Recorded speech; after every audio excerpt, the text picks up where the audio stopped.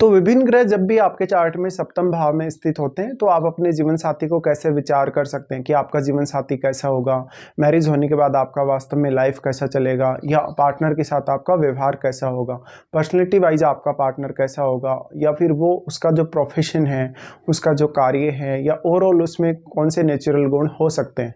इस वीडियो में जो हम चर्चा कर रहे हैं, मान लेते हैं किसी का सूर्य सप्तम भाव में स्थित है, तो अब आपका जीवन साथी कैसा हो सकता है। देखिए, सूर्य है तो वास्तव में या तो वो आपके फादर का बहुत ज़्यादा चहेता हो सकता है, चाहे वो स्त्री हो या पुरुष हो, या फिर वो अपने स्वयं के फादर का बहुत ज़्यादा चहेता हो सकता है। वो किसी सरकारी पद पे हो सकता है, बहुत ज़्यादा फेमस व्यक्ति हो सकता है, या वो राजनीति में हो सकता है। ओवरऑल अगर देखा जाए तो उसमें लीडरशिप की जो क्वालिटीज़ हैं या जो डोमिनेटिंग हैबिट्स हैं वो काफ़ी ज़्यादा हो सकती हैं। ऐसे में आपका पार्टनर आपकी कभी नहीं सुनेगा, बल्कि वो आपकी लाइफ को ज़्यादा से ज़्यादा डोमिनेट करेगा।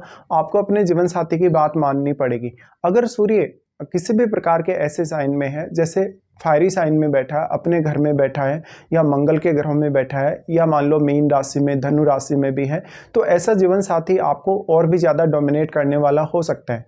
अब क्योंकि सूर्य सभी ग्रहों में सबसे ज़्यादा अगर देखा जाए तो एनर्जेटिक ग्रह है या काफ़ी ज़्यादा ऊर्जा वाला ग्रह है, ऐसे में कोई भी ग्रह अगर यहाँ सूर्य के साथ आपके चार्ट में होगा तो भी कहीं ना कहीं सूर्य के प्रभाव को आप यहाँ कम नहीं आंक सकते कभी भी। इसलिए अब आपके चार्ट में ये देखना बहुत महत्वपूर्ण हो जाएगा कि आपके चार्ट में सूर्य कौन से भाव को रिप्रेजेंट कर रहे हैं। जिस भाव को सूर्य रिप्रेजेंट कर रहे हैं वास्तव में उस भाव के लिए आपका जीवन साथी आपके लिए काफ़ी सपोर्ट ला सकता है। सूर्य यहाँ होंगे तो आपका जीवन साथी पर्सनैलिटी वाइज बहुत ज़्यादा अच्छा हो सकता है, उनका हेल्थ बहुत अच्छा हो सकता है, बॉडी उनका बहुत अच्छा हो सकता है, लुक वाइज वो बहुत अच्छे हो सकते हैं। वास्तव में अगर सूर्य यहाँ है तो भले ही आपका जीवन साथी एक स्त्री हो, लेकिन उनमें कहीं ना कहीं डोमिनेशन वाले गुण बहुत ज़्यादा होंगे, या एक पुरुष की जैसे उनमें व्यवहार करने के गुण होंगे, या एक पुरुष जैसा प्रभाव उनका होगा वास्तव में। तो आपकी फैमिली लाइफ, आपका इवन कैरियर वगैरह और बाकी मामलों में वो काफ़ी इंटरफेयर करने वाले हो सकते हैं।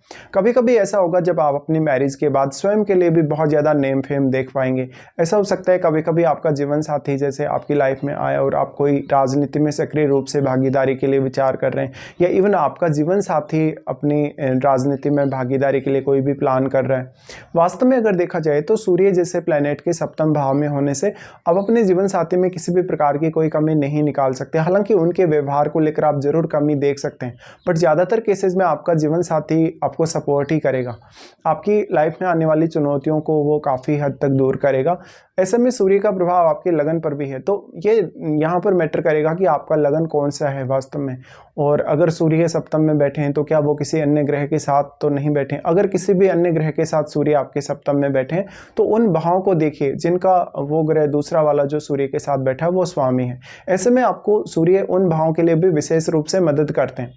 पब्लिक डीलिंग के लिए या पब्लिक से मान सम्मान के लिए ऐसा सूर्य बहुत ज़्यादा अच्छा साबित होगा। तो मैरिज के बाद आपके पार्टनर का भी मान सम्मान या प्रतिष्ठा बढ़ेगी और आपका भी, क्योंकि 7th हाउस आपके लिए पब्लिक का घर है। तो पब्लिक आपको किस तरीके से चाहती है वास्तव में, पब्लिक आपको किस तरीके से देखती है, किस तरीके से आपको पब्लिक जज करती है, ये सब। सूर्य यहाँ पे वास्तव में अगर केतु जैसे ग्रह के साथ बैठे होंगे, शनि जैसे, राहु जैसे ग्रह के साथ बैठे होंगे, तो आपकी मैरिड लाइफ के डिस्टर्ब होने के चांसेस उतने ही ज़्यादा बढ़ जाएंगे। लेकिन किसी भी अन्य ग्रह जैसे बुध जैसे ग्रह के साथ होंगे, बृहस्पति जैसे ग्रह के साथ होंगे, तो बहुत ज़्यादा अच्छे रिजल्ट भी ला सकते हैं। लेकिन इस केस में फिर आपको अपने सप्तमेश को जरूर देखना होगा। आपका सप्तमेश चार्ट में बहुत मजबूत स्थिति में होना ही चाहिए, और आपका सप्तमेश आपके चार्ट में जिस भाव में होगा वास्तव में उस भाव के लिए भी सूर्य आपको काफ़ी सपोर्ट कर सकते हैं। सप्तमेश आपका किस प्रकार का प्लेनेट है, वास्तव में आपका सप्तम भाव में जो साइन है वो कौन सा है, ये भी आपको देखना चाहिए। सूर्य ज़्यादातर केसेस में अगर देखा जाए तो फायरी साइन में अगर होगा तो प्रभाव बहुत अच्छा देगा, लेकिन व्यवहार को लेकर काफ़ी सारी दिक्कतें यहाँ आ सकती हैं। सूर्य अगर चंद्रमा के घर में स्थित होंगे तो बहुत ज़्यादा बेटर रिजल्ट हो सकते हैं।